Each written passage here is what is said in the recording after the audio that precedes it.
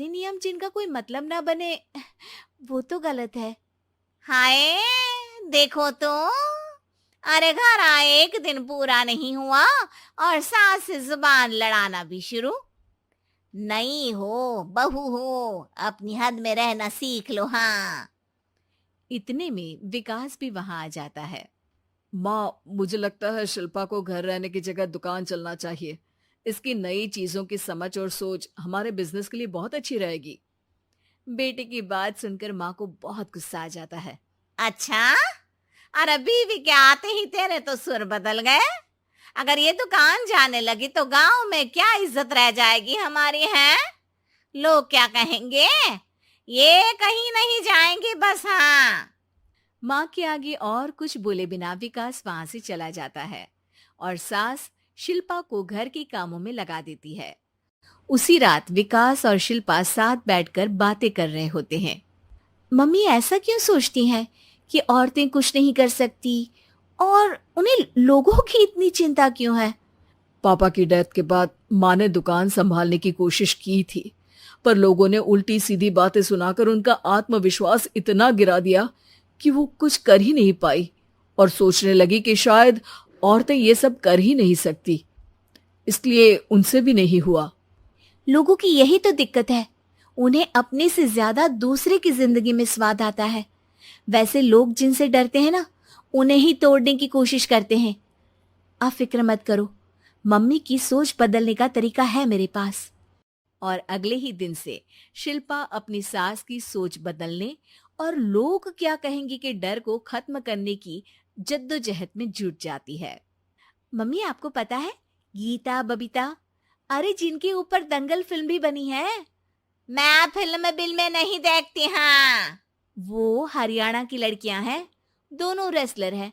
उन्होंने जब ये शुरू किया था ना, तो लोगों ने बहुत बातें बनाई, बुरा भला बोला, मजाक भी बनाया, लेकिन उन्होंने ना किसी की सुनी, ना अपने ऊपर से विश्वास खोया और ना ही हार मानी। और देखो आज किस मुकाम पर है। अरे तो ये सब मुझे क्यों सुना रही है? हाँ। नहीं नहीं, बस ऐसे ही, हमें अपने आसपास की खबरें तो रखनी चाहिए ना। ऐसा कहकर शिल्पा अपनी सास को सोच में डालकर वहां से चली जाती है। अब शिल्पा हर दिन दुनिया के अगेंस्ट अपनी हिम्मत से सक्सेसफुल बनने वाली लड़कियों की कहानी अपनी सास को सुनाने लगती है। इसी तरह कुछ समय बीत जाता है। और माँ, आजकल बहुत चुप चुप रहती हो, सब ठीक तो है ना? बस कुछ सोचती रहती हैं, इसीलिए ज्यादा बोल नहीं पाती। ऐसा क्यों हुआ माँ? कोई दिक्कत है क्या? अरे तेरी पत्नी ही दिक्कत है। है? मैंने क्या किया? अरे रोज मुझे कुछ समझाने के मकसद से एक नई कहानी सुनाती है, पर खुद नहीं जानती कि मुझे सब पहले से पता है। हाँ। तो फिर दिक्कत क्या है माँ? लोग क्या कहेंगे? अरे उनका तो काम ही है कुछ ना कुछ कहना। आप ये सोचो कि उन्हें नजरअंदाज करके हम साथ मिलकर किस ऊंचाई पर पहुंच सकते हैं। बेटे और बहू की बातों से सोच में पड़ी माँ वहां से चली जाती है।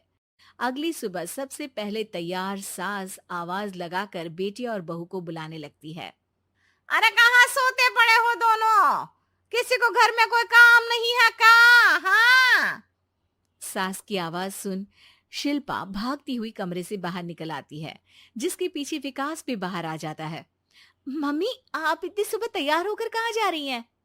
अरे किसी नई शुरुआत से पहले भगवान का आशीर्वाद बनता है या नहीं? मैं सीधा दुकान जाऊंगी, तुम काम निपटा कर आ जाना है। सास की बात सुन शिल्पा और विकास खुशी से फूले नहीं समाते। ये हुई ना मेरी माँ वाली बात। पूरा परिवार मिलकर दुकान पर काम करने लगता है, जिसमें विकास और उसकी माँ दुकान संभालते हैं, तो शिल्पा काम को ऑनलाइन डाल शहर और इंटरनेट का काम संभालने लगती है, जिसे देख गांव में लोगों के बीच गॉसिप शुरू होते देर नहीं लगती। और अब क्या विकास भाई, अकेले काम संभल नहीं रहा था तो नौकर रख लेते, और तो को यहाँ लाने की क्या जरूरत थी? इन्हें घर में जो काम बोलो वो तो सही से करती नहीं, यहाँ आकर तो तुम्हें डुबा ही देंगी। अरे भाई साहब, अगर आपके घर की औरतें सही से काम नहीं करती ना, तो हमें उससे कोई लेना देना नहीं। यहाँ आपकी पंचायत के लिए किसी के पास समय नहीं है। हाँ। करारा जवाब सुन बातें सुनाने आए लोग मुंह लटकाए उल्टे पैर वापस चले जाते हैं। वाह मम्मी, ये तो अब दोबारा कभी भूल कर भी यहाँ नहीं आएंगे। I am so proud of you. अरे बहुत हुआ, हाँ काम पर लगो चलो। तीनों आपस में काम बांटकर अपने अपने काम पर लग जाते हैं। इसी तरह दिनों के साथ महीने बीतते हैं, जिसमें शिल्पा की पढ़ाई, विकास की मार्केट स्किल और सास की फाइनेंशियल मैनेजमेंट से उनकी दुकान बहुत अच्छा बड़ा बिजनेस बन जाता है, जो गांव के साथ साथ शहर में भी अच्छा खासा मशहूर हो जाता है। अरे सच ही कहते थे तुम दोनों, लोगों का तो काम ही होता है कहना। अब हमें सुनना है या नजरअंदाज करना है वो तो हमारे ऊपर है। हाँ। आपकी शुरुआत में गालियां और आसमान छूने पर तालियां, ऐसे लोगों का तो काम ही है पलटना। इनकी बातों से हमें कभी अपनी राह बदलनी नहीं चाहिए, बल्कि अगर बातें बन रही है तो समझ जाओ कि रास्ता सही है।